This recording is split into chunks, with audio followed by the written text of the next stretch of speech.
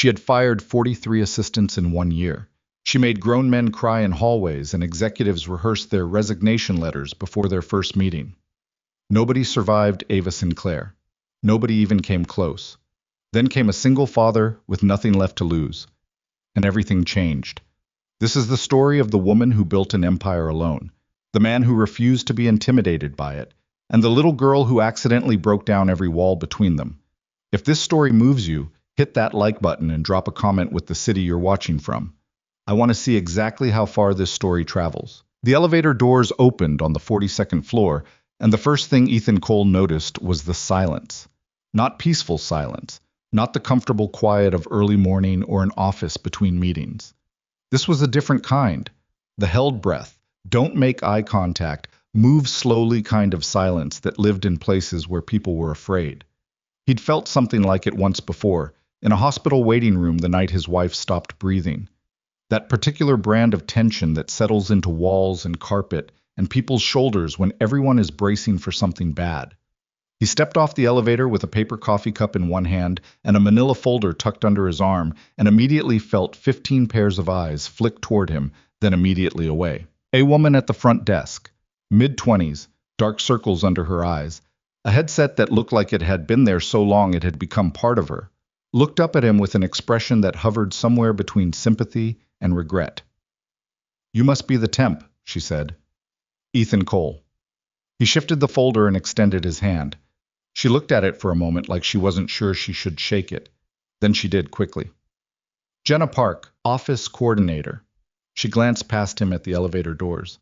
"Listen, before you go in there, I just want you to know that the agency gives a full day rate no matter when you leave. So if things go sideways before noon, and statistically speaking they usually do, you'll still get paid for the whole day." Ethan looked at her. "That's the welcome speech?" "That's the honest speech." She picked up a printed sheet and handed it to him. It was a list. Names, dates, departure times. Past executive assistants, going back 14 months. He skimmed it, 43 names. The earliest departure time he could find was 11:17 in the morning. Most were gone before lunch. 6 made it past 3 o'clock. One, a woman named Terry Lawson, had lasted until 5:48 on a Tuesday, which apparently earned her a small entry in something Jenna called the Wall of Honor, which turned out to be a sticky note above the supply closet. "What happened to Terry?" he asked. "She cried in the bathroom for 40 minutes and then walked out without her coat." Jenna paused. "It was January." Ethan handed the sheet back. "Where do I sit?" Jenna studied him for a moment, like she was calculating something. Then she pointed down a short hallway toward a glass-walled office at the far end. Outside it sat an empty desk, clean, empty, almost aggressively tidy, like it had been wiped down in preparation for a person who wasn't expected to stay. "Right there," she said. "And for what it's worth?" She lowered her voice slightly. "She's already in, has been since 6. There's a board meeting at 9 that nobody's fully prepped for. Her 7:30 call ran long, and she threw a stress ball at the whiteboard 20 minutes ago and dented it." "Which whiteboard?" "Does it matter?" Ethan picked up his coffee cup. "Guess not." He walked to the desk, set his folder down, pulled out the chair, and sat. The glass wall of Ava Sinclair's office was mostly frosted from the inside, but through a clear strip near the top he could see movement, someone pacing. Back and forth, phone pressed to her ear, one hand gesturing at nothing. He opened his folder. Inside was everything the agency had sent him, a job description 3 pages long, a 2-page list of scheduling preferences, a half-page note about dietary restrictions, and a single sentence at the bottom of the last page that read, "Previous assistants have struggled with the role. Please review expectations carefully." Ethan read the whole thing. Then he took a sip of his coffee. He was 32 years old. He had worked in corporate administration for 6 years before the company he'd been with, a mid-sized logistics firm in Midtown, had dissolved its New York office and moved operations to Atlanta. He had not moved to Atlanta. He had stayed because Mia had a 3rd-grade teacher she loved, and a pediatrician who knew her history, and a best friend named Sophie who lived 2 buildings over, and uprooting all of that for a relocation package wasn't something he'd been willing to do. So he'd stayed. And for 4 months, he'd been cobbling together a living, some freelance coordination work, a short contract at an insurance firm that ended when the project did. 1 week filling in at a PR agency where he'd been mistaken for a graphic designer and asked to redesign a logo he had absolutely no business touching. This was a 2-week temp placement, possibly extending to 4 if things went well, according to the agency. The pay rate was better than anything he'd seen in months. He needed it to work. The door to Ava's office swung open at 8:02, and she came out still talking on the phone, heels clicking against the floor, not looking at him at all. Ava Sinclair was, and this was not the word he'd expected to think, compact. The mental image he'd built from Jenna's description and the company's Wikipedia page and the Forbes article he'd read on the subway was of someone physically imposing, the kind of person who filled rooms by sheer magnitude. But she was average height, maybe 5'6", with the kind of posture that added 2 inches and the kind of energy that added another 4.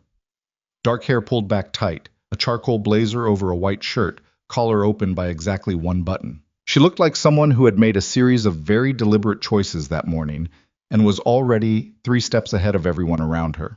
She was also, he noticed, holding a phone in one hand, a tablet in the other, and what appeared to be a half-eaten granola bar clamped between 2 fingers like she'd forgotten it was there. "No," she said into the phone. "Not 48 hours. I said 24. Read it again." "I don't negotiate timelines after the document is signed, Marcus. That's the entire point of signing documents." She stopped walking. Her eyes landed on Ethan. She looked at him the way someone looks at a piece of furniture they don't remember ordering. "Hold on." She lowered the phone. "You're the temp." "Ethan Cole." "The board prep package," she said. "Did the agency send it to you?" "Yes, I read it this morning." "The amendments from last night?" He reached into his folder and pulled out the annotated version. Flagged the 3 sections where the new projections conflict with the Q3 figures in the original filing. You'll want to reconcile those before the meeting, or someone on the board will catch it and make a thing out of it. She stared at him, just for a second, a flash of something unreadable. And then she took the paper from his hand, glanced at his annotations, and went back to her phone. "Marcus, 24 hours. Figure it out." She hung up. She read through his notes while still standing. He sat at his desk and waited. "The Q3 discrepancy is intentional," she said without looking up. "We restated the figures after the audit. It'll be addressed in the opening remarks." "I didn't know about the restatement. It wasn't in the materials I received." "No, it wasn't." She flipped to the second page. "You caught it anyway." "It was obvious enough." She looked up at that. Most people, Ethan suspected, did not tell Ava Sinclair that things were obvious. Her expression shifted, not quite a smile, not quite irritation, something in between that he couldn't fully categorize. "The 9 o'clock runs 2 hours," she said. "I need someone stationed outside the boardroom who can pull documents on request, field anything that comes through on the executive line, and get a message to me, without entering the room, if Marcus calls back. Use the side door only. Don't knock. Text the room coordinator." "What's the room coordinator's number?" She pointed at a laminated card on the corner of his desk. He hadn't seen it yet. He picked it up, read it, and set it back. "Got it." She looked at him again, that same unreadable look. Then she walked back into her office and shut the door. The board meeting ran 2 hours and 14 minutes. In that time, Ethan fielded 9 calls on the executive line, 3 of which required him to draft holding responses, and 2 of which turned out to be the same person calling back because they didn't believe they'd spoken to someone real. He located 4 documents via remote access to the company's filing system, organized and sent the afternoon schedule to 6 board members' assistants who had emailed simultaneously asking for it, and ate a granola bar he'd brought from home because nobody had told him where the kitchen was, and he wasn't going to ask. At 11:23, the boardroom door opened and people began filing out in clusters, talking in the lowered voices of people who had just sat through something stressful. Ava came out last, alone, walking in the way she always seemed to walk. Not fast exactly, but purposeful in a way that made the air around her feel like it was parting. She stopped at his desk. "Marcus called," he said. "Twice. He'll accept 26 hours. His lawyer needs the extra 2. "Fine." She took the message slip he held out. "Any issues with the document pulls?" 1. The Henderson exhibit wasn't in the folder they sent over last week. I pulled it from the archived version, which is the same document, but someone should flag that the main folder is missing it. I'll have it look at it. She glanced around the desk. You haven't moved anything. I moved the phone 2 inches to the left so I could reach it faster. I can move it back. Leave it. She went into her office, then stopped with her hand on the door frame. Lunch. I don't eat at my desk. I eat in the small conference room, second door on the left, every day at 12:30. There's a list of approved restaurants in the top drawer. Order from Nouri, whatever they have today, and have it there by 12:20. I'm not waiting for cold food. What if I order from somewhere not on the list? She turned slightly. Then you'd better be right. She went inside. He heard the door click shut. Through the frosted glass, he could see her sitting down, already reaching for something on her desk, already moving on to the next problem. Ethan opened the top drawer, looked at the restaurant list for approximately 4 seconds, then pulled out his phone and ordered from a Korean BBQ place 3 blocks over that wasn't on it. Oh, I was right. She came out to the conference room at 12:28, sat down, looked at the container in front of her, and said nothing for a moment. This isn't Nouri. No, but it's better, and it was ready in 15 minutes, which is faster than Nouri delivers at lunch. She opened the container, looked at it, picked up the plastic fork. What is it? Japchae, glass noodles, vegetables, beef. It's good. She took a bite without commenting. He'd brought his own lunch, a sandwich he'd made that morning before dropping Mia at school, and he ate at the other end of the table while reviewing her afternoon calendar on the tablet she'd set him up with that morning. Halfway through her container, she said, You went off the list. I did. I give instructions for a reason. The list is 3 years old. Half those restaurants have closed or changed menus. The Nouri listing doesn't even have the right phone number. She set down her fork. How do you know? I called it. Got a dry cleaner. He kept his eyes on the tablet. I'll update the list this afternoon if you want. A pause. He could feel her looking at him. Update the list, she said, and picked up her fork again. The afternoon was harder. An investor call ran over by 40 minutes because the lead partner, a man named Greenberg, who apparently had strong opinions about slide font sizes, kept derailing the presentation with irrelevant questions. Ethan sat outside the call, monitoring a separate line, and twice sent Ava silent text prompts with notes on Greenberg's previous objections from archived calls, which she incorporated into her responses mid-sentence without missing a beat. Then there was the draft press release for a new product announcement that needed to go to the communications team, except the communications director was traveling and her deputy had gotten the date wrong and sent a version with a typo in the product name, Synthex rendered as Syntex, to 4 journalists who were going to publish in the morning. Ethan caught it at 4:15, called the deputy, got voicemail, called the journalist directly with a corrected embargo version, called the deputy back a second time, left a message that was polite but not warm, and had a corrected copy on Ava's desk for approval by 4:47. She reviewed it in under 90 seconds, signed off, and said, How did you catch the typo? Proofreading habit. I do it automatically. The deputy didn't catch it. No. He should have. He should have, Ethan agreed. She looked at the clock on the wall. It was 10 minutes to 5. Who did you call at the journalist outlets? Chen at Tech Pulse, the deputy editor at Wired, because Chen had already left for the day, and Namdi at The Verge. They all confirmed receipt. Namdi. She looked at him more carefully. You know Michael Namdi? We worked briefly at the same company about 6 years ago, before he moved to editorial. He's good people. She studied him with that flat measuring look he was starting to recognize. Not hostile, just precise, like she was recalibrating something. Go home, she said. You're here at 8 tomorrow. He saved what he was working on and started closing things down. What time do you arrive? 6. Do you want anything when I get here? Coffee, messages pulled, anything? The overnight briefing summary will be in my inbox by 7. Have it printed and annotated with anything that needs same-day response before I come out of the morning call. What's the morning call? Singapore. It starts at 6:45 and ends whenever they stop arguing. Do they argue a lot? Every single time. She was already turning back to her office. Good night, Miss Sinclair.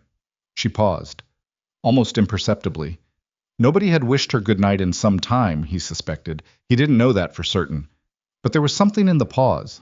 Good night, she said, without turning around, and went into her office. The next morning, Jenna Park met him at the elevator, looking like she'd seen something she needed to tell someone about. You're back, she said. I work here. Temporarily. Temporarily, yes, but I work here. She stared at him. Do you know you're the first person since Terry Lawson who has come back a second day? Terry lasted until the end of Tuesday. It's now Wednesday. I'm aware of what day it is. She's been here since 6. She threw a pen cap at the monitor, and it bounced under the desk, and I had to crawl under there and find it because she couldn't find it, and she doesn't like things out of place, Ethan said. I read the preference sheet. He handed Jenna the bag he was carrying. Danish from the place on 53rd. I have to walk past it anyway. I figured the team might want something. Jenna looked in the bag. Then at him. Then back in the bag. Who are you? She said. I told you. Ethan Cole. He walked to his desk. Day 3 was when things shifted. Not dramatically, not the way things shift in stories, with some loud revelatory moment or a dramatic declaration. It was quieter than that, the way real things usually are. A Tuesday afternoon, Ethan was in the middle of reorganizing the external contact directory, which had become something between a filing system and an archaeological dig, when his phone buzzed. Mia, school. He looked at it, then at the clock. 2:47. School ended at 3, but the after-school program ran until 5:30. She shouldn't be calling yet. He answered quietly. Hey, what's going on? Sophie threw up on the bus and they sent everyone home early.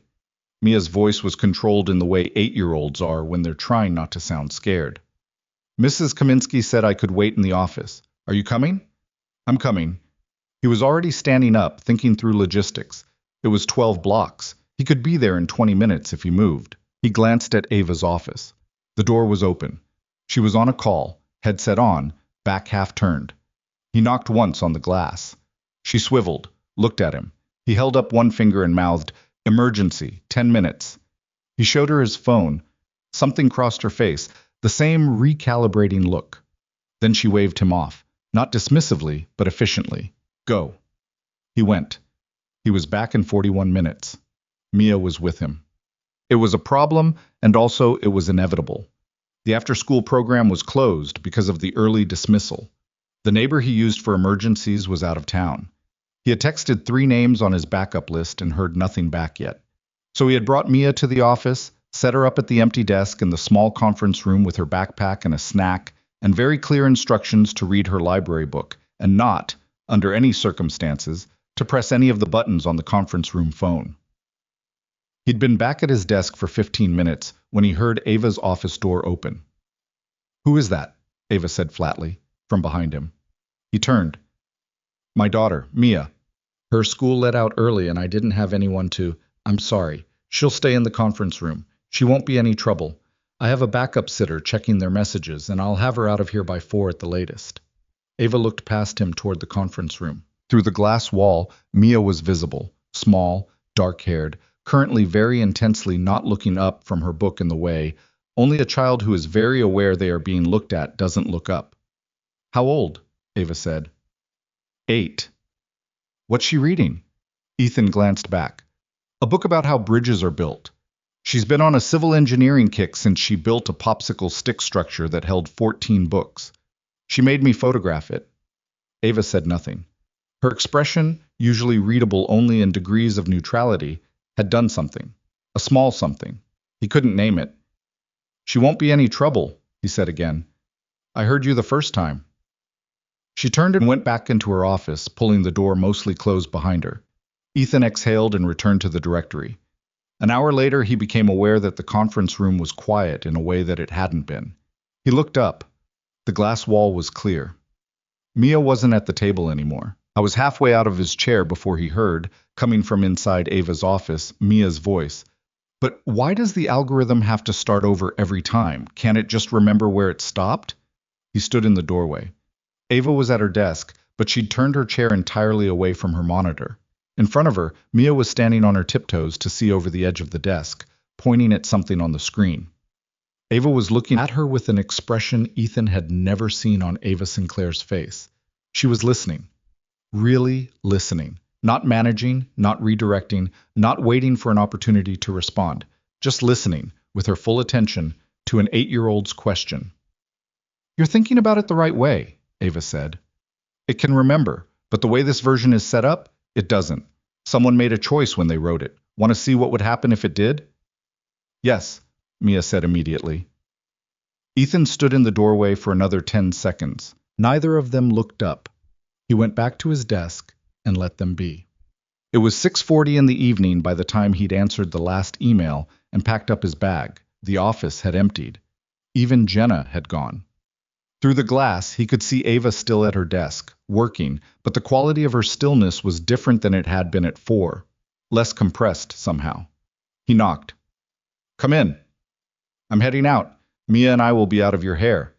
Mia was asleep on the small couch in the corner of the office, using her backpack as a pillow. She'd drawn 11 pages of diagrams in a spiral notebook. Bridges, he saw, when he picked it up to pack it. Bridges and some kind of machine he didn't recognize. She built a logic gate, Ava said, without looking up. Out of the paper clips in the supply drawer and a Ziploc bag she found somewhere. It actually works, sort of. Ethan looked at his daughter's sleeping face. 8 years old and already trying to build things that worked. She got that from somewhere he hadn't managed to locate in himself yet. She bothered you, he said. I'm sorry. She didn't bother me. Ava's voice was toneless in the way it was when she was saying something she hadn't intended to say. She asked good questions. He lifted Mia carefully, her head falling against his shoulder in the loose way that only sleeping children do.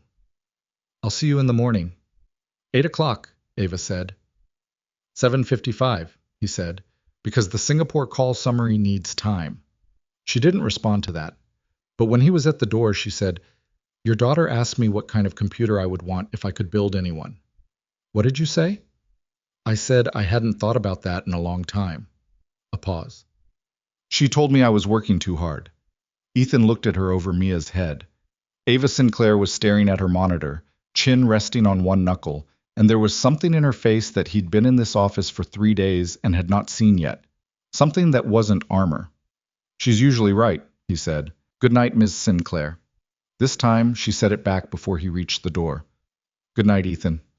By the end of the first week, the unofficial betting pool in the office, which Jenna had neither started nor stopped, she was very clear about this, had collapsed. Not because Ethan had done anything spectacular, but because the spectacle of watching someone not collapse had begun to draw its own kind of attention. He had walked into a 45-minute screaming session from a board member named Derek Thorne, who had the wrong meeting room and somehow made that Ava's personal fault, and had quietly provided the correct meeting room information and a coffee to Thorne while Ava, standing 3 feet away with her jaw tight, recalibrated and got back to work. He had intercepted a legal brief that was missing an exhibit, tracked down the paralegal responsible, received the corrected version, and had it on Ava's desk before she knew it had been missing. He had told her once, on Thursday afternoon, that she was wrong about a scheduling conflict, just flatly, directly. You're wrong. The Copenhagen call is at 2, not 3. Look at the timestamp. She had looked. She had been wrong. She hadn't thanked him, exactly, but she'd recorrected the calendar herself, and the look she'd given him wasn't irritation. Jenna caught him by the elevator at end of day Friday. The board member who screamed at you yesterday, she said. Thorne. He came back to Ava's office later and told her she should keep you. She paused. Derek Thorne has told Ava to fire everyone else who's ever worked here. He seemed like he was having a bad day. He's always having a bad day, that's the thing. Jenna folded her arms. You just didn't make it worse. Ethan pressed the elevator button. Was that hard? The last 43 people, was that what happened? They made bad days worse? Most of them. Some of them couldn't handle her. Some of them were afraid of her. One guy... She stopped herself. You know what? The important question is whether you know what you're walking back into on Monday. Complicated week? There's a government contract presentation Thursday. Big one. Like career-defining big. She's been working towards it for 2 years. Jenna looked at the elevator doors. Victor Hale is co-presenting. He's the COO. He's been with her since the beginning. I've seen him in the calendar. Yeah, he comes in and out. She stopped again, and this time the pause had a different texture to it. Something caught. He's been here a long time. Is he good at his job? He's good at seeming good at his job. She said it fast, like she'd been holding it. Then she looked away. That's probably nothing. Forget I said that. I'll forget it, Ethan said. But he didn't forget it. Saturday morning. He took Mia to the park 3 blocks from their apartment, the one with the old climbing structure she liked because it had a pole she'd been trying to slide down since she was 6. She made it down clean this time, landing in the sand with both feet and her arms out, and looked up at him with an expression of absolute triumph. Did you see that? I saw it. You weren't looking. I was 100% looking. You were on your phone. He put his phone in his pocket. Not anymore.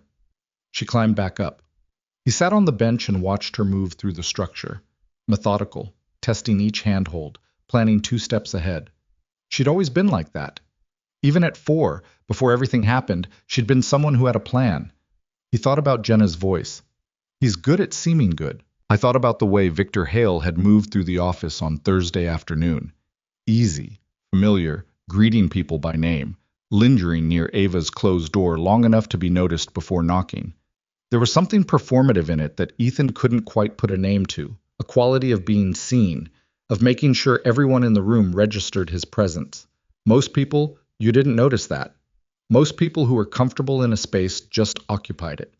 Victor Hale seemed to be doing something slightly different, not occupying, reminding. Dad? Yeah. Did the lady at your work build the computer thing she was talking about? The one she forgot about? Ethan looked up. Mia was sitting at the top of the climbing structure, legs dangling. Her hair was coming out of her braid. I don't know. I didn't ask her. You should ask her. Mia considered this. She seemed like she stopped doing some things because she got busy, and then she just kept being busy. He thought about Ava's office. The precision of it, the efficiency, the complete absence of anything that didn't serve a function. No personal photographs. One small plant on the windowsill that looked like it was surviving more through stubbornness than care. The way she'd looked at Mia's diagrams, not with the polite interest adults usually performed for children, but with actual attention. Maybe, he said, come down before you fall. I'm not going to fall. Everyone says that. I have very good balance. She stood up on the platform, arms slightly out. See? Mia. See? Get down. She got down. But she was grinning when she did it, and she let him fix her braid without complaining. And on the way home she held his hand without being asked, which she was starting to do less of now that she was 8 and old enough to have opinions about it. He held on a few seconds longer than necessary. Monday was coming. There was a government presentation on Thursday, and something in the office that didn't sit quite right, and a CEO who had looked at his sleeping daughter with an expression she probably thought no one had seen. He thought about all of it. Then Mia asked him if they could get dumplings for lunch, and he said yes. And they walked the rest of the way home, talking about whether dumplings should be pan-fried or steamed. She was firmly pan-fried. He was steamed. It was a fundamental difference in their values. And for a little while he let everything else wait. It would still be there Monday. It always was. Monday arrived the way Mondays in that office always did, with Ava already at her desk before the building's cleaning crew had finished, and a list of priorities waiting in Ethan's inbox that had been sent at 5:47 in the morning. He read them on the subway, annotated 2 of them, forwarded one to the legal team with a note explaining why it needed to move up the queue. By the time he walked off the elevator at 7:53, he had already done 40 minutes of work and the coffee he'd brought was still hot. Jenna looked up from the front desk. She moved the government presentation prep meeting to 8:30, she said, without preamble. Victor called last night and pushed for it. She agreed. 8:30? Ethan checked his watch. That's 37 minutes. I know. The prep materials she wanted aren't assembled yet. I was going to do that between 8 and 9. I know. Jenna's expression said she had known this since at least 6 in the morning and had been carrying it alone. Victor's already here. He got in at 8. He's in the small conference room going over something on his laptop. Ethan set his bag down, dropped his jacket on the chair, and opened his laptop. I'll have the core materials ready in 25 minutes. Can you pull the archived contract filings from the compliance folder and drop them in the shared drive? I'm not technically... Please, Jenna. She was already moving. He built the prep package in 22 minutes. It wasn't elegant. The tabs were color-coded but not labeled, and one of the appendices was in the wrong order. But it was complete and accurate. and he had it on the conference table with 4 printed copies before Ava came out of her office at 8:29. She stopped, looked at the table, looked at him. "Jenna helped with the compliance filings," he said. "I see that." She picked up the top copy, flipped to the second section, scanned it. "The appendix order is off. Third comes before second. I know. I didn't have time to reprint. I put a sticky note on the cover explaining the correct reading sequence." She found the sticky note. "Read it. Set it down." "Fine." Victor Hale came in 40 seconds later, and the room shifted in the way it does when someone enters who is comfortable with their own entrance. He was in his early 50s, silver at the temples, a suit that cost more than most people's rent. He had the particular ease of a man who had been important for long enough that it had stopped feeling like anything. "Ava." He set his own folder on the table and smiled, warm, practiced. "Big week." "Sit down, Victor." She was already opening her copy of the prep package. His eyes moved to Ethan. "You're the new assistant." "Ethan Cole." "Victor Hale." He sat, unhurried. "How long have you been here?" "A week." "A week." Something in his smile didn't quite match his eyes. "Impressive. The record, I think." "Terry Lawson held the record," Ethan said. "I'm just catching up." Victor looked at him for a beat longer than necessary. "Right." He opened his folder and turned to Ava. "I want to walk through the presentation order. I think we should open with the infrastructure piece before the AI integration section. It sets context for the committee." "I disagree," Ava said. "The committee already has context. They've been through 2 briefing rounds. Leading with infrastructure buries the differentiation we've spent 8 months building." "The differentiation isn't what they're concerned about right now. They're worried about implementation complexity. If we don't address that in the first 10 minutes, we address it in the Q&A. Ava?" Victor's tone shifted slightly. Still warm, but with the weight of someone who had used patience as a tool for a long time. "I've been in rooms with these people before. I know how they process." "I know how they process too." She picked up her pen. "We're leading with integration. Walk me through your revised risk section." The meeting ran 90 minutes. Ethan sat at the corner of the table, taking notes, pulling reference documents when requested, staying quiet. He watched Victor the way Jenna's half-finished sentence had taught him to watch. Not looking for something specific, just watching. The way Victor agreed with Ava on small things quickly so he could push harder on large ones. The way he framed his suggestions as experience rather than preference. The way twice he referenced conversations he'd had with committee members that Ava didn't know about, dropping them into the discussion like casual asides. "When I spoke with Hartley last week," he mentioned, establishing a network of relationships that existed just slightly outside Ava's view. None of it was suspicious in isolation. Men like Victor operated this way. It wasn't sinister, necessarily. It was just a particular kind of positioning. And yet, after Victor left, Ava stood at the window with her arms crossed, looking at the street 42 floors down. She did that when she was thinking. Ethan had noticed it on day 2. "The Hartley conversation," Ethan said from the doorway. She didn't turn. "What about it?" "Did you know he'd spoken with Hartley last week?" A pause. "Not long." "No." "Is that normal? Victor having side conversations with committee contacts?" "He's the COO." Her voice was careful, the way it got when something was being considered. "He has standing relationships with a lot of these people. It's normal for him to have conversations I'm not part of." "Sure." Ethan leaned against the doorframe. "Just seems like something you'd want a heads up on before a meeting, so you're not hearing it for the first time in the room." She turned then, looked at him with the flat, direct gaze she used when someone had said something worth filing. "I'll ask him to loop me in on committee contacts going forward." "That sounds right." He pushed off the doorframe. "I'll have the revised presentation materials to you by 3. Do you want the risk section reformatted or just updated?" "Updated is fine." She paused. "Ethan." He stopped. "You've been here a week. A week and a day. Don't get ahead of yourself." He looked at her steadily. "I'm just taking notes." She held his gaze for 2 seconds. Then she went back to her desk. He went back to his. Thursday arrived in a state of controlled chaos that felt, by that point, familiar. The government presentation was at 2 o'clock at a building in Midtown that housed 3 federal agency offices and a very expensive coffee kiosk that nobody used because the security checkpoint made it logistically painful to get to. Ava had a car at 12:45. Victor was meeting them there. Ethan had spent the better part of Wednesday reorganizing the digital backup of every document they might possibly need and printing 2 full copies of the presentation binder, which he carried in a bag that also contained a phone charger, a backup USB, 2 pens, a printed schedule, and 1 granola bar that he'd brought out of habit and that had nothing to do with the presentation. The car ride was quiet. Ava read. Ethan sat across from her in the back seat and went through his phone, confirming room logistics and delegate registrations. The deputy director is named Fowler, he said.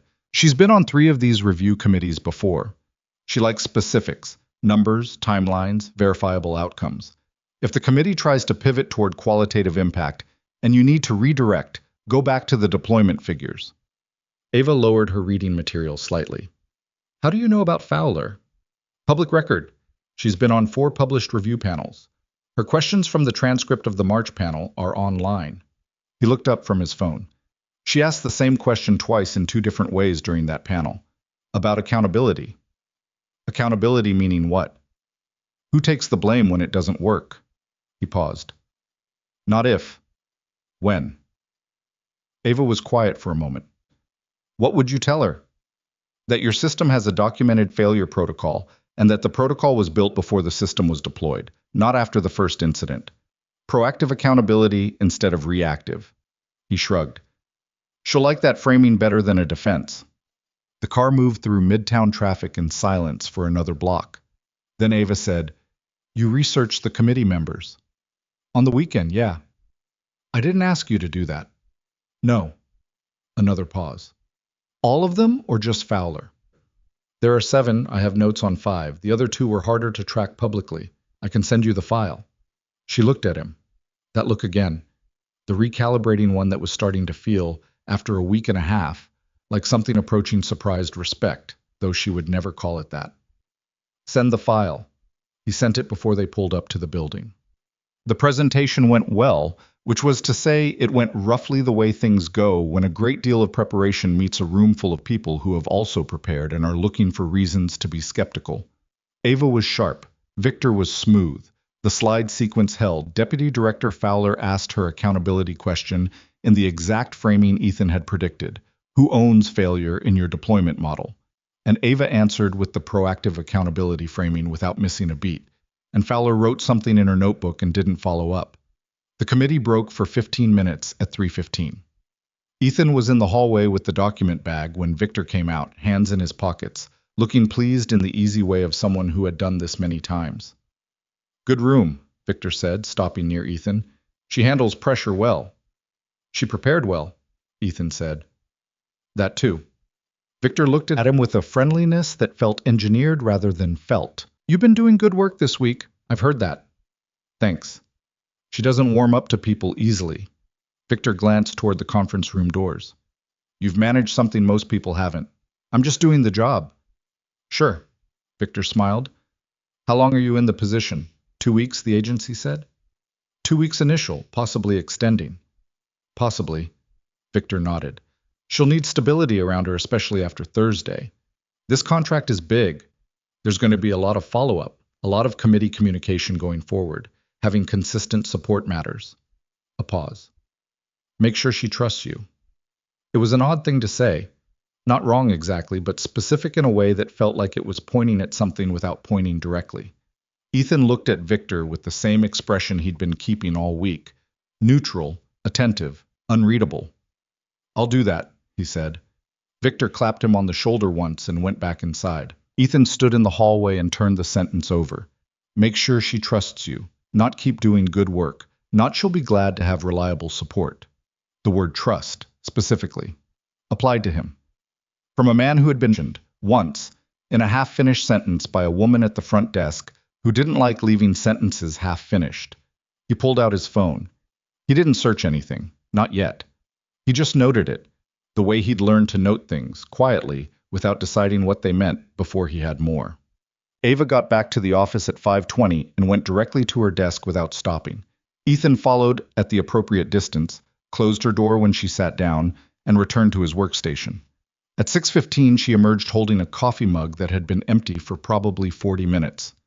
"There's a secondary review in 3 weeks," she said, setting the mug on the edge of his desk without looking. "The committee wants supplemental documentation on the security architecture. I'll start building the framework tonight." She stopped, and looked at him. "Tonight. I work better when I'm ahead of it. I'll send you a structure draft and you can tell me what's wrong with it." "What if nothing's wrong with it?" "Then you'll tell me it's fine and I'll know I got lucky." The corner of her mouth moved, not a smile, not quite, but a shift in the same direction. It was the first time he'd seen something approaching that, and it was gone before he could fully register it. "Don't send it after 9, she said. "I don't read anything after 9. "You've been responding to emails at 11. "That's different." "How is that different?" "It just is." She picked up her empty mug. "Don't send it after 9. He didn't send it after 9. He sent it at 8:51, and by the time he was on the subway with Mia's backpack on the seat beside him and his jacket folded across his knees, his phone buzzed. 3 issues with the framework. I'll mark them in the morning. The structure is otherwise workable. As. He looked at that message for a long time. Otherwise workable. From Ava Sinclair. At 8:59 on a Thursday night, he typed back, "I'll fix the 3 issues before you see the marks." She didn't respond, but she read it. He could see the delivery confirmation. He pocketed his phone and leaned his head back against the seat and thought about Jenna's half-sentence and Victor's shoulder clap and the particular quality of the word trust when it came from someone you weren't sure you trusted. He found the first discrepancy on a Friday afternoon, 3 weeks into the job, by accident. He'd been pulling archived financial summaries for the security architecture documentation when he turned up a file that was mislabeled, a quarterly report from 3 years ago tagged under a project name that didn't exist in the current system. He almost moved past it. He should have moved past it. But the project name, Meridian Phase 2, appeared twice more in adjacent files and then a third time in a personnel transfer record from the same quarter. And the name attached to those transfers was not one he recognized from the current org chart. He opened the personnel record. 3 names, all reassigned from the core AI development team. The reassignment was logged under a routine restructuring justification. But the timing was off. The restructuring had been announced 2 weeks after these transfers, not before. He sat with that for a while. Then he searched Meridian Phase 2 in the archived email system. He had administrative access as part of the EA role and found 7 emails. 4 were routine. 1 was a calendar invitation.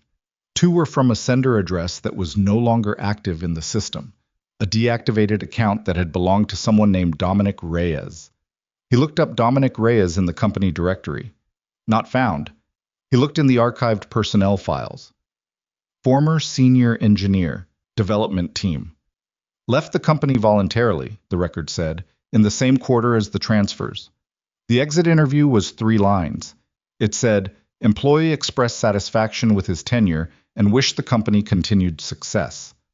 That language, that specific corporate emotionless template, he'd seen it before, in places where exit interviews were being used to cover departures that hadn't actually been voluntary. He leaned back in his chair. I was looking at 3 years of company history through a 2-inch window, and he might be completely wrong. File mislabeling happened. Personnel transfers happened ahead of official restructuring all the time. Exit interview templates were genuinely just templates, but he printed the documents. He made copies. He put them in the back section of the filing folder he kept in his bottom desk drawer, behind the restaurant list he'd updated, and behind the Singapore call protocol. He put them there and he didn't say anything about them. Not yet. Not until he knew what he was looking at. The second discrepancy turned up on Tuesday.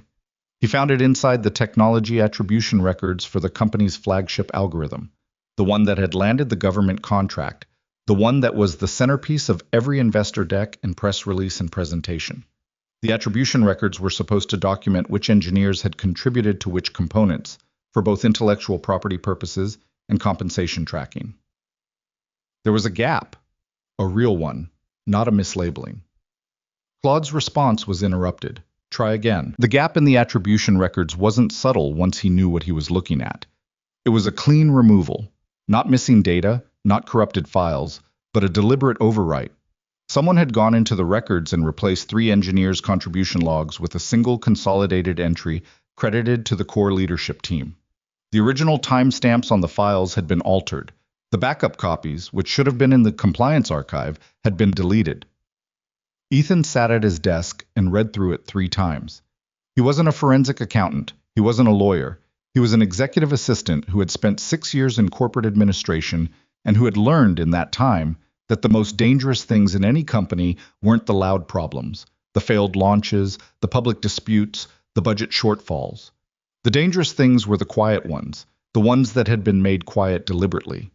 He printed everything, added it to the folder behind the restaurant list. Then he went looking for Dominic Reyes. It took him 4 days, spread across lunch breaks and late evenings after Mia went to sleep. Reyes wasn't hard to find. He had a LinkedIn profile, a current employer, a professional history that included, listed plainly and without bitterness, 3 years at Ava's company as a senior AI engineer. But his contributions to the project that became the company's flagship product were nowhere in the public record. Not in the press releases, not in the patent filings, not in any of the award documentation that had been generated when the product won 2 industry recognitions the year after Reyes left. Ethan sent him a message through LinkedIn. Professional, careful, not leading.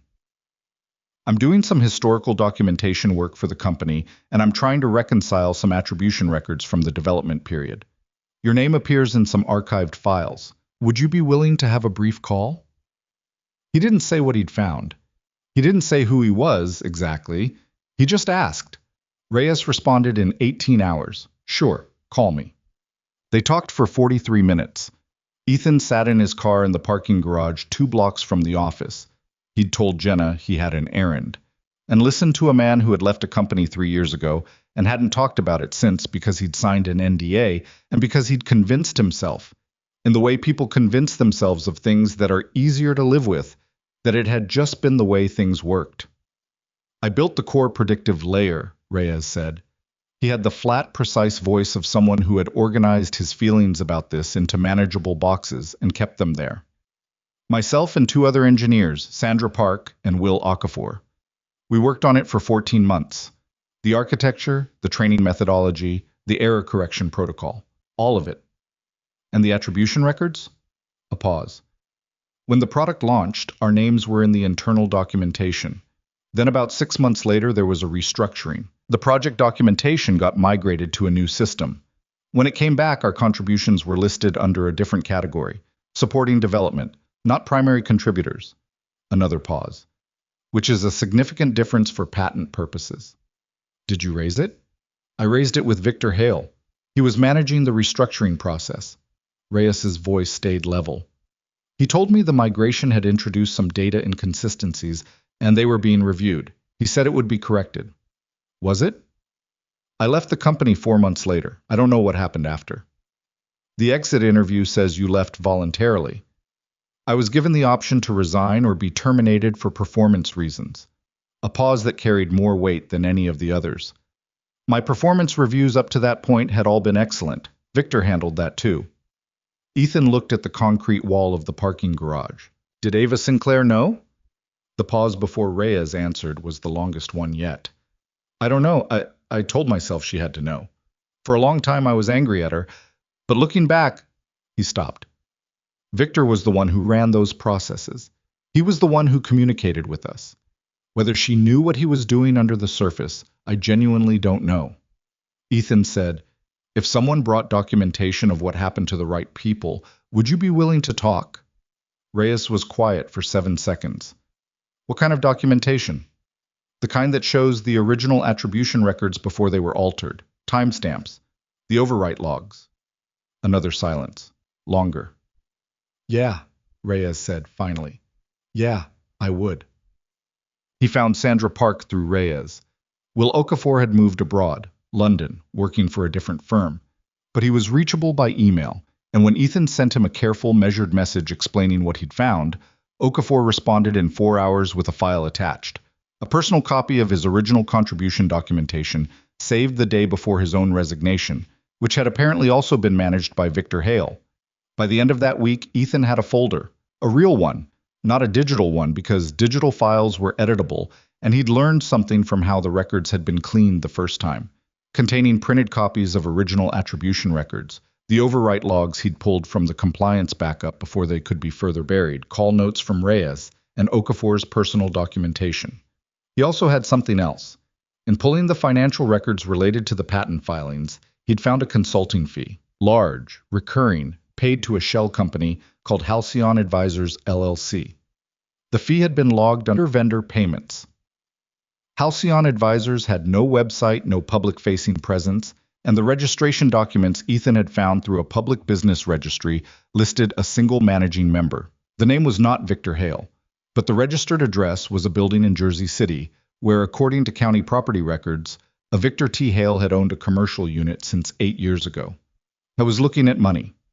Moving through channels that Ava almost certainly didn't know existed, sourced from her own company, paid out over years in amounts carefully kept below the reporting thresholds that would trigger automatic review. He sat at his kitchen table at 11:30 at night, Mia asleep in the next room, and understood that what he had was not a hunch anymore. He tried to tell her on a Wednesday. He'd thought about how to do it for 3 days. What order to present things, what to lead with, how to frame it so it landed as evidence rather than accusation, because he knew that the first instinct when someone you trusted was being implicated was to doubt the person doing the implicating. He'd also considered going directly to the board or to the company's legal counsel, but both of those paths ran through Victor's sphere of influence in ways he couldn't fully map, and the board presentation, the major one, the follow-up to the government contract review, the one with investors and press and 3 members of the federal committee, was in 6 days. Whatever Victor was building toward, it had a deadline. Ethan could feel it. He knocked on her office door at 4:15 when her afternoon calls had ended and before the evening stack started. "Do you have 15 minutes? She looked up from her monitor, read something in his face. "Shut the door." He shut it. Sat down across from her desk, which he didn't usually do. He usually stood in the doorway because the chair across from her desk was the power position, and he'd been careful about that. Today he sat. He put the folder on the desk. "What is this?" she said. "I need you to look at it before I explain it. The attribution records first, then the financial section." She looked at him, then at the folder. She opened it. He watched her read. Her face did what her face did. Stayed controlled, stayed neutral. But her eyes moved faster than usual, the way they moved when something was catching. She got through the attribution section in 4 minutes. She slowed down in the financial section. She went back once to the Halcyon Advisors registration. Then she closed the folder and set her hands flat on top of it and looked at him. "Where did you get these?" "The attribution records are from the compliance archive. I had administrative access through the EA role. The financial records are in the vendor payment logs. Same access. The Halcyon registration is public record." He paused. "The shell company address matches a property Victor owns in Jersey City." "A property he owns?" Her voice was completely flat. "That you looked up?" "That I looked up, yes." She stood up. She walked to the window she stood at when she was thinking, and put one hand against the glass and looked at the street. He waited. "You've been here a month," she said. 5 weeks. 5 weeks. She didn't turn. "And in 5 weeks you decided to dig through archived compliance records and run a background investigation on my COO. I didn't decide to do any of it. The attribution gap showed up when I was pulling the security architecture documentation. Once I saw it, I had to, but you had to." She turned. Her voice was still level, but there was something underneath it now. Controlled heat. "You had to. Without talking to me, without asking me whether it was something that needed looking into. You just went. I was trying to understand what I was looking at before I brought it to you." "By contacting former employees?" He held her gaze. Reyes had his name erased from work he spent 14 months building. He deserved someone asking him about it. "That's not your call." "No," he said. "It isn't. But it happened anyway, and now I'm sitting here because in 6 days you're standing in front of 200 people, and I think Victor is planning to use that room for something that isn't in your interest." Silence. Ava looked at the folder, then at him. Her jaw was tight in the way it got when something was being processed, and he could see her working through it. The want to dismiss it, The discipline that wouldn't let her. The thing underneath both of those that was older and harder and probably had nothing to do with business. Victor has been with me for 8 years, she said. I know. He was here when we were 20 people in a rented floor in Brooklyn. He helped build this company. I know.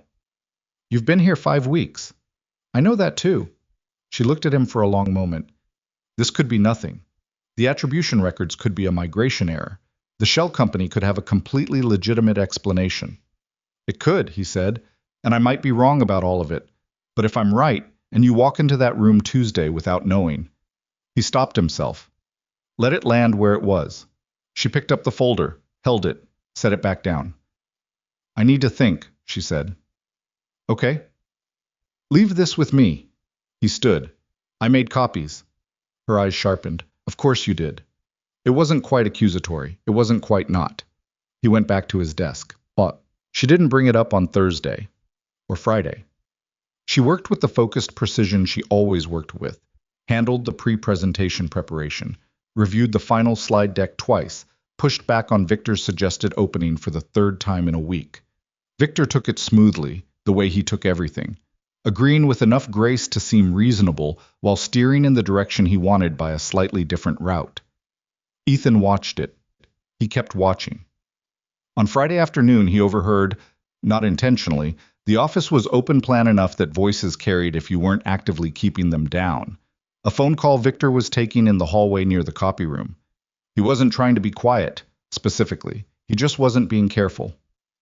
It's handled, Victor said. The documentation is already with the committee liaison. They'll get it Monday, which means they'll have it 24 hours before the presentation. A pause. She won't have time to respond to it. That's the point. Another pause, shorter. No, she doesn't know. Ethan was at the copy machine. He didn't look up. He waited until he heard Victor move away. Then he pulled out his phone and typed himself a note. Time, location, direct quote, as close as he could reconstruct it. Documentation already with the committee liaison. They'll get it Monday. He went back to his desk, looked at the date on his screen. Monday was 2 days away. Tuesday was the presentation. He needed to talk to her again, and he wasn't sure she was going to hear him. Well, he tried on Saturday. She didn't answer his call. He sent a text. I need 10 minutes. Something came up Friday afternoon. It's important. She read it. He could see the delivery confirmation and didn't respond for 4 hours. When she did, it was a single line. Monday morning, 8 o'clock. He drove Mia to soccer practice Saturday morning and stood on the sideline in the cold with his hands in his jacket pockets thinking about Victor's voice. She won't have time to respond to it. Whatever the documentation was, and he had a working theory, it was designed to land at a moment when Ava couldn't contextualize or challenge it. In front of a committee, in front of investors, in public. Monday morning, 8 o'clock. That gave her less than 30 hours before it hit. I was at his desk at 7:45 on Monday. He had the folder. He had his printed phone note. He had a second file he'd put together over the weekend, a side-by-side comparison of the altered attribution records and the originals from Okafor's personal backup, formatted clearly, with dates and access logs marked in red. He also had something he hadn't had before. At 10 o'clock Sunday night, Reyes had called him back. I talked to Sandra Park. She kept her documentation too. Original drafts, time-stamped, stored on a personal hard drive. She's willing to be contacted. Ava came out of the Singapore Claude's response was interrupted. Try again. Hi. Ava came out of the Singapore call at 8:12, still holding her headset, and stopped when she saw Ethan's face. She read it the way she read everything. Fast, direct, without flinching. Whatever she saw made her step back into her office and hold the door open. He followed her in, closed it, and put the folder and the new comparison file on her desk without preamble. I heard Victor on the phone Friday afternoon, he said, and told her what he'd heard. Verbatim, as close as he could reconstruct. He put the printed note in front of her. Documentation already sent to the committee liaison. They were supposed to receive it yesterday. She stood very still. Which means they have it right now, she said. Yes. She sat down. Not collapsing. Ava Sinclair didn't collapse, but sitting the way people sit when they need a surface under them. She pulled the comparison file toward her and opened it. He watched her go through it with a different quality of attention than she'd given it the first time. Last week it had been evidence she was evaluating. Now it was a threat that was already in motion. The documentation he sent them, she said, without looking up. What is it? I don't know exactly, but based on what I found in the financial records, he opened to the Halcyon section and put it beside the comparison file. He's been pulling money through that shell company for years. If he needed something to take to a committee and bury you with before you could respond, financial misconduct would be the most effective vehicle. He'd know exactly which documents to falsify, because he's the one who set up the original structure. She looked at both documents simultaneously. Her breathing was controlled but shallow. He framed me, she said. Not a question, not even disbelief, really. More like someone finally naming something they'd been seeing out of the corner of their eye for a long time without letting themselves look directly at it. That's what I think. 8 years. She said it quietly, almost to herself. He was here for 8 years. Ethan didn't say anything. There was nothing useful to say to that, and he knew it. She closed both files, pressed her fingers flat on the covers. Then she looked up. Can you prove it? Not can I prove it? Can you prove it? What do you actually have? The original attribution records with timestamps showing they predate the overwrite. The overwrite logs showing someone accessed and altered the files from an administrative account that traces back to Victor's credentials. Okafor's personal documentation that matches the originals. Reyes is willing to give a statement. Sandra Park has her own archived copies. He paused. And the Halcyon registration with the Jersey City address. That one I can't directly tie to him legally, but combined with everything else, it's a pattern. It's a pattern. She stood up, went to the window. He had seen her stand at that window many times, but this was different. She wasn't thinking through a business problem. She was standing somewhere she recognized, a place she had been before, and had spent years trying to make sure she never went back to. He didn't know that from anything she'd told him. He knew it from the particular set of her shoulders, the way her hands were at her sides instead of moving, the quality of absolute stillness that comes from someone who is holding themselves together through will alone. The presentation is in 6 hours, she said. I know. The committee already has whatever he sent them. Investors are going to be in that room, board members, press. I know. If I call it off, he wins anyway. The damage is already done if you withdraw. She turned. Her face had gone to the controlled place. The place where everything was processed below the surface, and what showed was just the architecture. What would you do? If it were you? The question surprised him, not because it was wrong to ask, but because Ava Sinclair hadn't asked him what he thought since the first day. When she'd asked about the Q3 discrepancy, and then told him the answer was already known. She had her own way of operating, and it didn't include asking people for their counsel on things that mattered. He thought about it honestly, the way she'd asked it, not as a strategy question, but a real one. I'd go, he said. I'd walk into that room and I'd let him trigger whatever he planned to trigger, and I'd be ready when he did. Ready with what? With the truth. In a form people can see. She held his gaze. That's not a complete answer.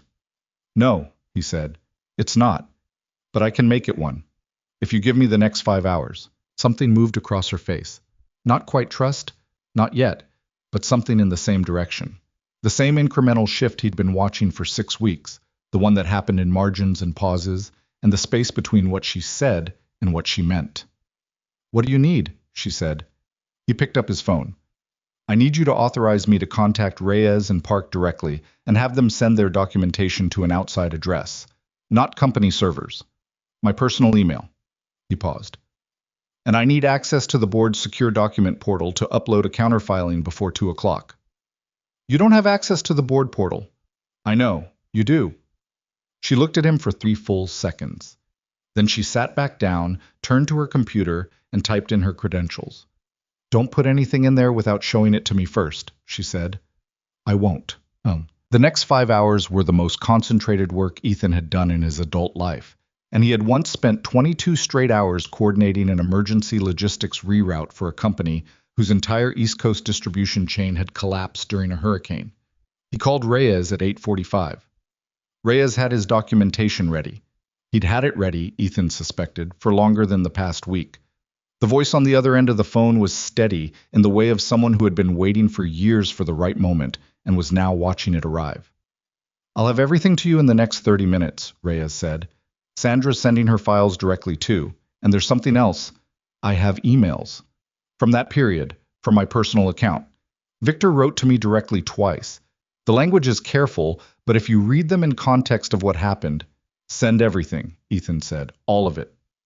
Sandra Park's files arrived at 9:20. Okafor's confirming email, time-stamped from London at 2 in the morning his time, was already in Ethan's inbox when he looked.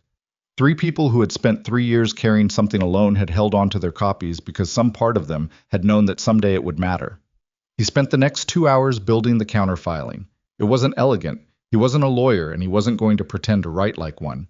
He wrote it like what he was. Someone who had found something and was laying it out in the most comprehensible way he knew how. Timeline on the left, documentation on the right. Cross-referenced. Annotated. The Halcyon records at the end presented as a pattern rather than a conclusion. At 11:45, he put it in front of Ava. She read it in 12 minutes. He watched her jaw work once, on the 3rd page. She turned back and reread the email from Victor to Reyes, the careful, corporate language that said, "Your contributions are being reviewed and the restructuring process requires some realignment of documentation," and which, in context, was as transparent as a threat written on company letterhead. He put it in writing, she said. He thought Reyes was gone. He didn't think anyone was going to read it again. She closed the document, opened it again, read the last 2 pages once more. "There are 3 things in here I'd reframe legally," she said. "Tell me." She told him. He rewrote them in front of her on the spot while she watched the screen. She didn't thank him, she just watched, and when he was done, she said, "Upload it," and turned to get ready for the presentation.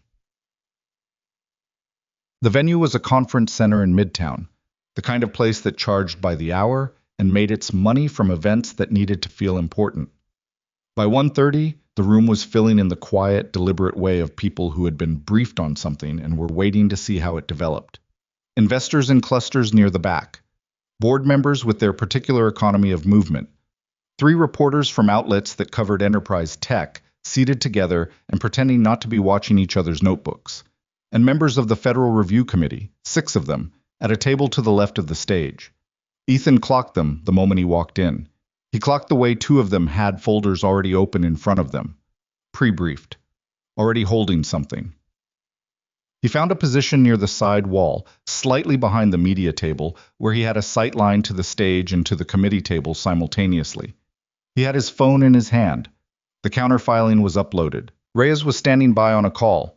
Sandra Park had given him written authorization to present her documentation on her behalf. Victor Hale was at the front of the room, near the stage, talking to 2 board members. He was in his element, warm, easy, hands moving in the generous gestures of someone who had never found a room he couldn't work.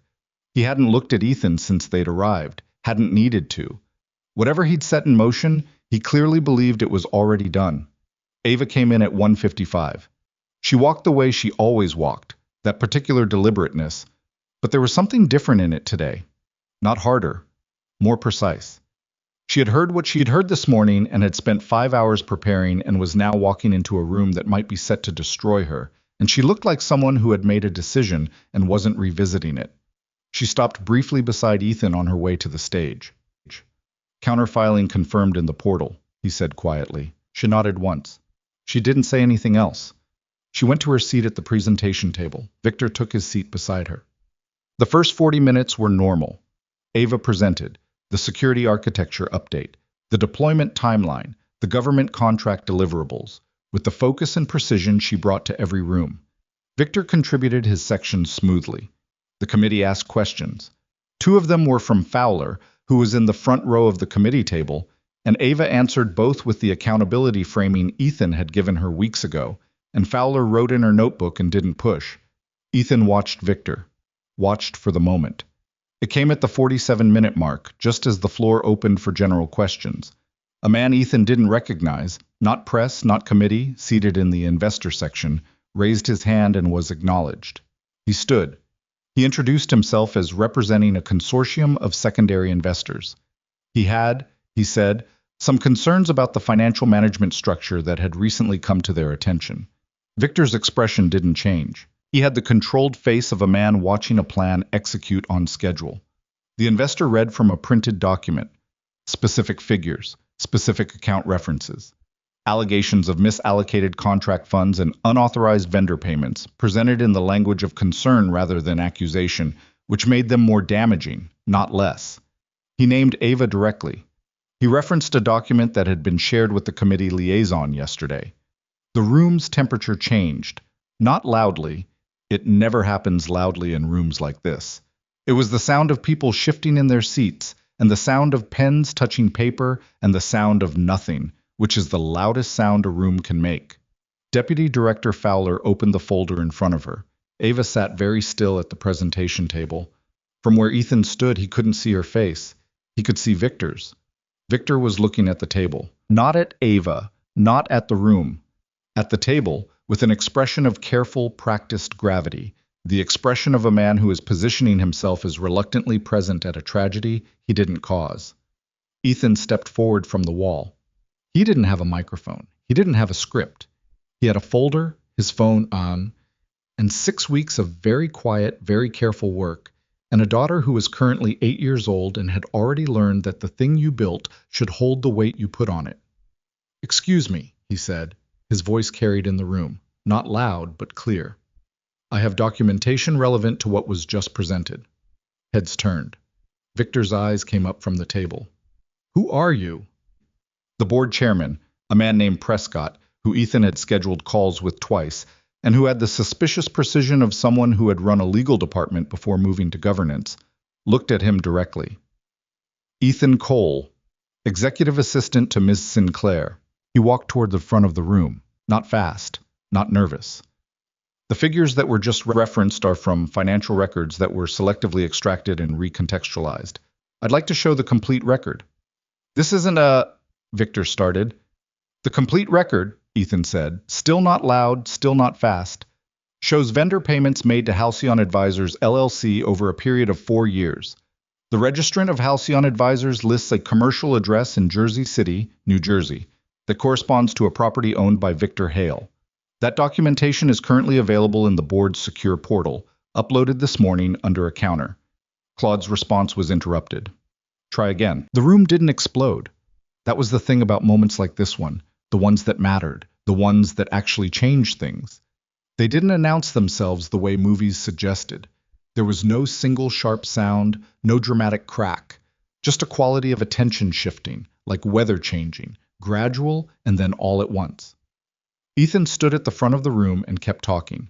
He had not planned a speech. He had planned documentation, sequence, cross-reference. He laid it out the way he'd learned to lay things out in 6 years of corporate administration. Not to impress, not to perform, but to be understood.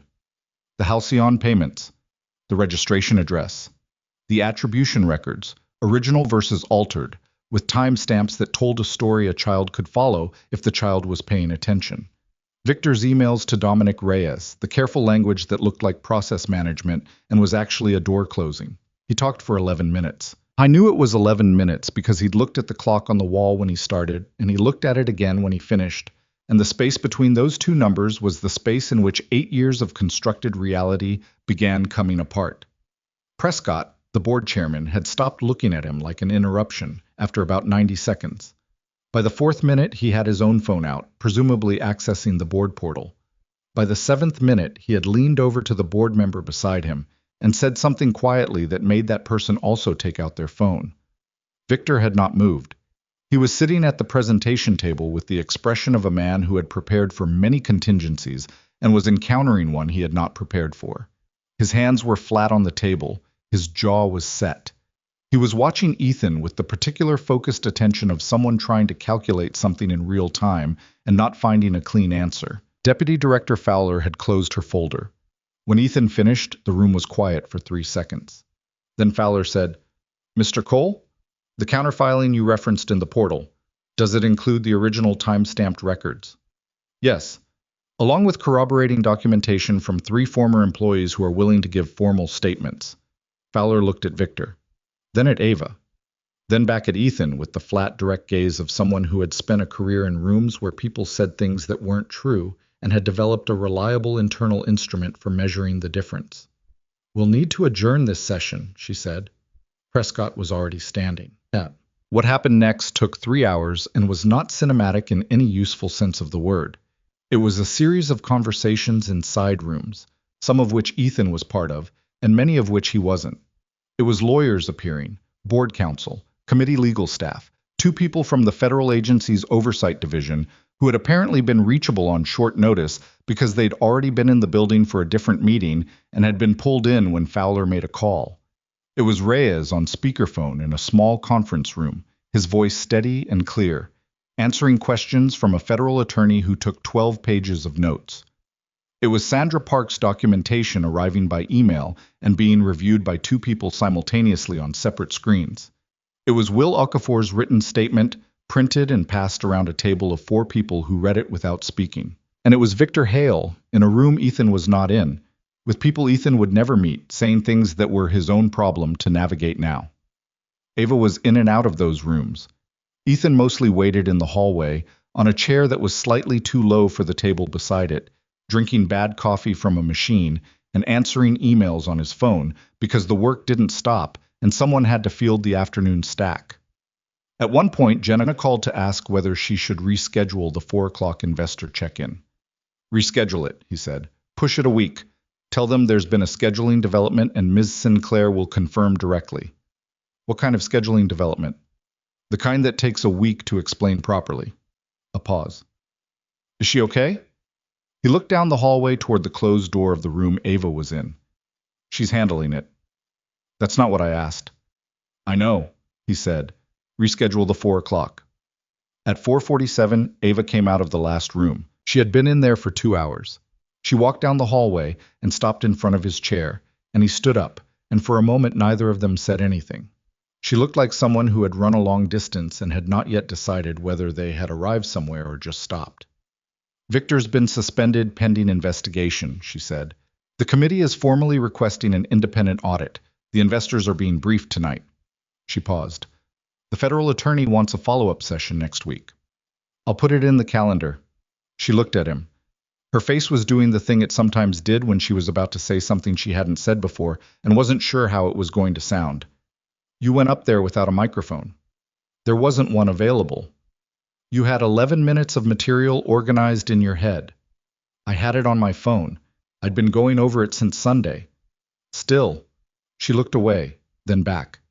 "You didn't have to do any of it. You could have told me what you knew and let me handle it. It wasn't your—" "It was my job," he said. "It wasn't remotely your job description." "No, but it was my job." He held her gaze. "Somebody was going to take something away from you that you built, and you didn't deserve to lose it. That felt like something worth addressing." Ava Sinclair stood in a hallway in Midtown at 4:47 in the afternoon and looked at a man who had been her executive assistant for 6 weeks and who had, in those 6 weeks, consistently refused to treat her like what everyone else in her professional life treated her like, either an obstacle to manage or a position to cultivate. She didn't say thank you. She wasn't built for it yet, not in that direct way, and he didn't need her to be. What she said was, "I'll need you at the audit prep meeting Monday." "I'll be there," he said. She nodded. She walked toward the exit. He followed at the appropriate distance, the way he always had, and this time it felt like something different than professional courtesy. It felt like choosing to be where you were. The audit took 6 weeks. The independent firm Prescott brought in was thorough in the particular uncompromising way of people who are being paid to find things rather than not find them. They went through 4 years of financial records. They went through the attribution files, the personnel transfers, the vendor payments. They talked to Reyes and Park and Okafor. They found things Ethan hadn't found because they had tools he didn't have and access he couldn't request. What they found was worse than what he'd shown at the presentation. Not catastrophically worse. The company was solid, the core business was clean, the government contract held, but worse in the way that things are always worse when they've had years to compound. Victor had been extracting money for longer than 4 years. The Halcyon structure was one of 3. The attribution manipulation had served both personal financial interest and a longer-term positioning strategy, building a version of the company's history in which Victor's role was more central and Ava's more dependent than it had actually been. The board moved quickly. Victor was formally terminated and the matter was referred for investigation. 2 other executives who had known pieces of the picture and had stayed quiet were placed on administrative leave pending review. Ethan sat in on the board's debrief session as Ava's representative, taking notes, and afterwards Prescott pulled him aside in the corridor and said, "That was good work you did at the presentation." "Thank you." "How long have you been with the company?" "Coming up on 2 months." Prescott looked at him with the assessing gaze of someone who had evaluated people for a living. "She should keep you. She's the one who decides that. She knows a good thing when it's standing in front of her." He paused. "Eventually." Ethan's contract had been set at 4 weeks, extended once to 8. At the end of the 8th week, Ava called him into her office and told him she was offering him a permanent position, Director of Operations, reporting directly to her, overseeing the administrative and operational infrastructure of the company's executive layer. He sat across from her desk, which he still didn't usually do, and looked at the offer letter she'd slid across to him. "This is a real job," he said. "I'm aware of that. I mean, it's not assistant work. This is organizational leadership." "I know what it is. I wrote the description." She had her hands folded on the desk, which she did when she was being precise. "You've been doing most of it anyway for the past 2 months. The title and compensation should match the actual function." He read through the letter. The number at the top was significant, more than he'd earned before the logistics firm dissolved, substantially more than the temp agency rate. "I have a daughter," he said. "Not as a complication, just as a fact. Her school schedule is fixed. Her medical appointments are fixed. I need predictable hours on certain days." "I know you have a daughter." Ava's voice was neutral. "Put together a schedule framework that works, and I'll review it. If it's reasonable, I won't argue with it." "What counts as reasonable?" "Present it and find out." He looked at the letter again, then at her. "Why me?" She didn't answer immediately. She looked at the window, her thinking window, and then back at him. And when she spoke, it was with the deliberate quality of someone being honest about something they don't usually say out loud. "Because you don't perform," she said. "Everyone in that office performs something. They manage up, they position themselves, they say what they think I want to hear, and hedge everything else. You've never done that. Not once." She paused. "It's exhausting dealing with people who are performing all the time. You just do the actual thing." He sat with that. "That's a low bar. In this industry, it's an extraordinarily high one." She looked back at the offer letter. "Take it home. Read it properly. Tell me by Thursday." He told her Wednesday. But Mia found out on a Thursday evening when he picked her up from school with an energy she immediately identified as significant.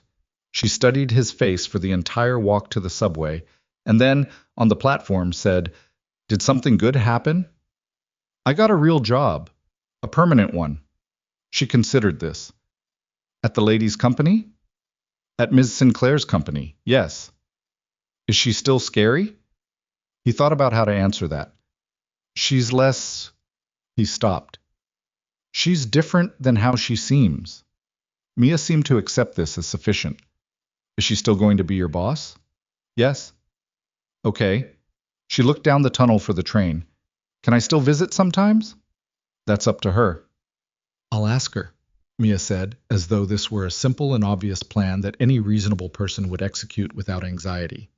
He didn't tell her that Ava had already, twice, asked about Mia in the course of conversations about other things. Not directly. It was always oblique, dropped into the end of a sentence about something else. "How's Mia's science project going?" The logic gate she made out of paper clips. Did she finish the design she was working on? It was the kind of asking that a person does when they're interested in something but haven't fully admitted it to themselves yet. The company recovered. That was the word people used. Recovered, though Ethan thought it wasn't quite accurate. Companies that had been through something like this didn't go back to what they were before. The way a broken bone doesn't quite become the bone it was. They became something else, sometimes stronger in the break, sometimes not. This one, he thought, was stronger. Part of it was structural. The audit had cleaned out the rot.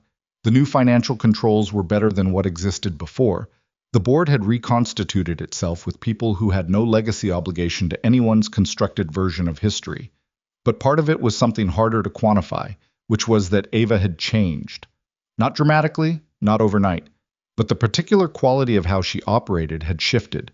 She was still demanding. She still expected precision and speed and the kind of attention to detail that made most people sweat. She still had days where she walked in at 6 in the morning with a problem already fully formed in her head, and proceeded to make everyone around her work at the pace of a person who had been awake and thinking for 3 hours. But she had also started doing something she hadn't done before, which was listening. Not the managed, efficient listening of someone gathering information to deploy, but the kind that left space for people to be correct about things without having to apologize for it. Ethan had watched her take a suggestion from a junior developer in a product meeting, really take it, redirect the presentation around it, and then, an hour later in the hallway, tell the developer directly that it had been a good idea. The developer had looked like he'd been told he'd won something. "That was good," Ethan said to her afterwards. "It was a good idea," she said, as if this were simply cause and effect. "Still," she glanced at him sideways, "don't make a thing of it." He didn't make a thing of it, but he noted it, the way he noted everything, in the quiet running inventory he kept of the person she was underneath the person the company had come to fear. The Innovation Center was Ava's idea, which surprised Ethan until he thought about it, and then it didn't surprise him at all. She announced it in a company meeting 6 months after the audit, standing at the front of the room with the same posture she always carried, and described a facility for employees' children, a dedicated space with programming in science, technology, design, and engineering, available during extended work hours and school breaks. Staffed. Real. Not a benefit buried in the HR handbook, but an actual place. She didn't explain why. She didn't need to. Ethan had been there the afternoon Mia built a logic gate out of office supplies and asked Ava a question about algorithms that made Ava turn her chair away from a monitor for the first time all day. He knew exactly where it came from. The program launched 3 months later. On the opening day, Mia was one of the first children in the door. She had been informed, in the way 8 going on 9-year-olds are informed of things, that this place existed partly because of her, and she had received this information with the blend of pride and matter-of-factness that was her particular emotional signature. "I knew the paper clips would matter," she told Ethan that morning while getting dressed. "Is that so?" "Things you build always matter, even small ones." She yanked her second sneaker on. "You said that." "I said something like that, probably." "You said it exactly." He didn't argue with her. He was right, probably. And she was right to hold on to it. The evening Ethan thought of later as the one where things finally settled, not resolved exactly, because life doesn't resolve, it just keeps moving, was an unremarkable Thursday in November. Cold outside in the specific way of New York November, the kind of cold that makes the city feel smaller and people feel more necessary to each other. Mia had been presenting a project to the Innovation Center group, something she'd been working on for 3 weeks, a design for a bridge structure that incorporated what she called memory cables, which was her term for a tension system she'd invented independently and which the program's engineering mentor had told Ethan, quietly and with genuine surprise, was not actually far off from a legitimate concept in structural flexibility. The presentation was in the small auditorium on the center's second floor. Ethan had gotten out of a meeting early to make it. Ava was already there when he arrived. She was in the back row. Not obviously. She wasn't conspicuous about it, and she was still in the blazer and dark trousers of a workday, her phone visible in her hand though not in use. She'd come from something else, or had something else to go to. She'd come anyway. He sat beside her. She didn't look at him. On the small stage, Mia was arranging her materials with the deliberate focus of someone who had been practicing this exact sequence. "You didn't have to come," he said quietly. "I had a gap in the schedule," Ava said. "Right." A pause. "She mentioned it last week, the presentation. She mentioned it in passing." "She mentions things in passing strategically," he said. "She's been doing it since she was 6. She knows exactly what she's doing." Ava's mouth moved, the almost smile he'd spent 4 months learning to read. "I know she does." Mia started talking. She had a clear voice and a direct manner, and she explained her memory cable concept with the exact unselfconscious precision of a child who was interested in something for its own sake and hadn't yet learned to perform interest for an audience. She drew on the whiteboard. She answered questions from the other kids without hesitation. When one of the adult mentors asked her why she called it a memory cable, she said, "Because it remembers what shape it's supposed to be, even when something pushes on it. It doesn't forget." Ethan looked at Ava. Ava was looking at Mia. Her face had the quality he'd first seen the evening Mia fell asleep on her couch. the quality of someone who had been allowed to be somewhere they hadn't expected to belong. She's something, Ava said, very quietly, almost to herself. Yeah, Ethan said, she is. The presentation ended with applause that was louder than the room's size warranted. Mia took it with a slight bow that she had absolutely practiced, and that was still completely charming. Then she looked up, found Ethan in the back row, and found Ava beside him, and the expression that crossed her face was not surprise. It was satisfaction. The satisfaction of someone who had arranged several things and was watching them land correctly. She came off the stage and walked straight to the back row and stopped in front of them both. Did you see the cable system? We saw the cable system, Ethan said. It actually works. Marcus, the mentor, he said it has real application potential, his exact words. I heard. Ethan looked at her. You were great up there. Mia accepted this briefly and then turned to Ava. Did you understand the tension distribution part? Some people didn't follow it. I followed it, Ava said. Because you already know the concept or because I explained it well? A pause. The almost smile again, fuller this time. Both. Mia considered this verdict and found it adequate. Okay, can we get food? I'm starving. I haven't eaten since lunch, and explaining things makes me hungry. Same place as last time? Ethan asked. The dumpling place. She looked at Ava. You should come. They have pan-fried or steamed, and Dad always picks wrong. Ava looked at Ethan. He shrugged. She's not wrong. I always pick steamed. Pan-fried is objectively better, Mia said. It has texture. Steamed is just soft. She said soft the way only a 9-year-old can say a word, with the full weight of culinary judgment. Something happened on Ava Sinclair's face that Ethan had never seen before in 4 months of watching her closely. It wasn't the almost smile. It was a real one, unguarded, arrived without planning, the kind of smile that a person doesn't produce but that happens to them. It was quick, not dramatic, but it was there. Pan-fried, she said, and stood up. They walked 3 blocks in the cold. Mia was between them.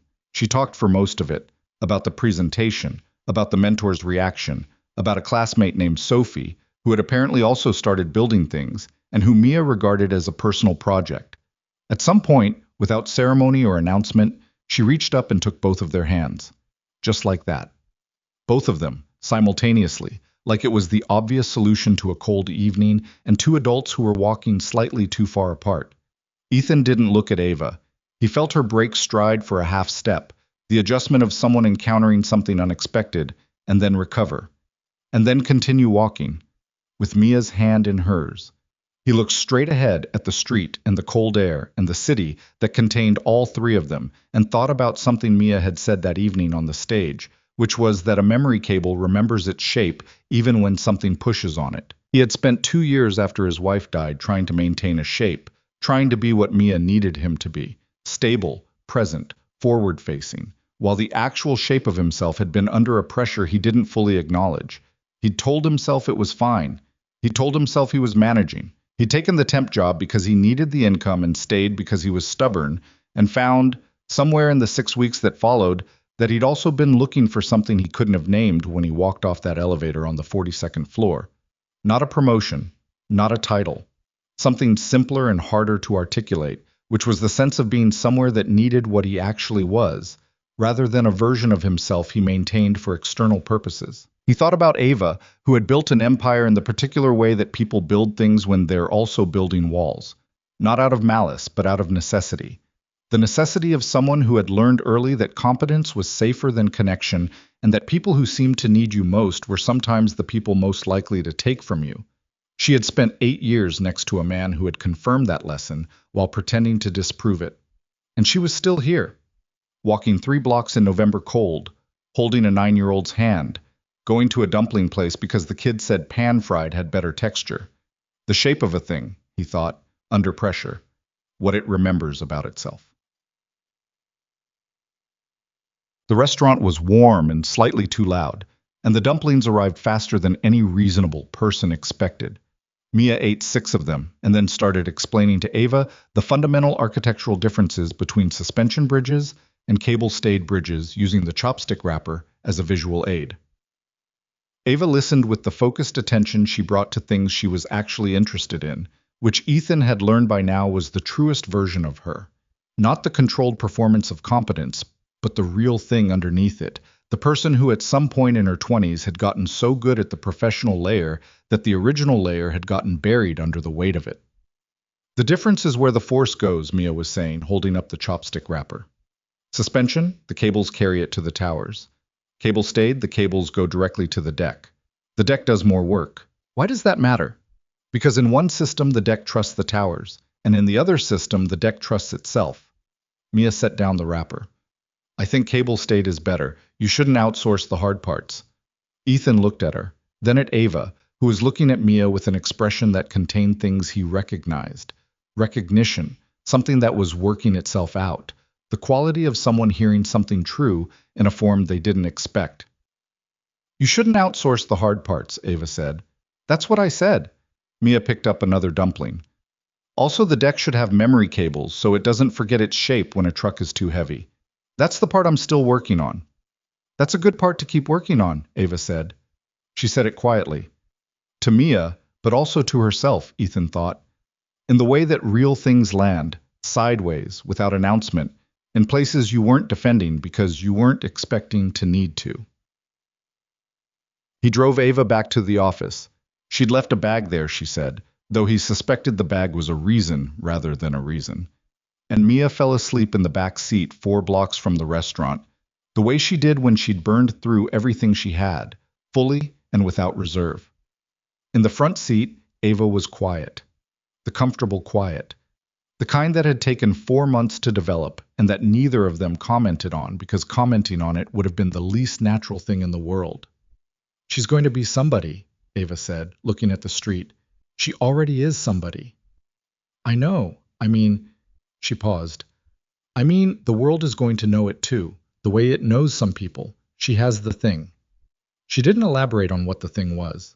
She didn't need to. He knew exactly what she meant. She got it mostly from herself, he said. I just tried not to get in the way. That's harder than it sounds. It really is. They were quiet again. Outside, the city moved past the windows in the way it moves at night. Fragments of light, people going toward things and away from things.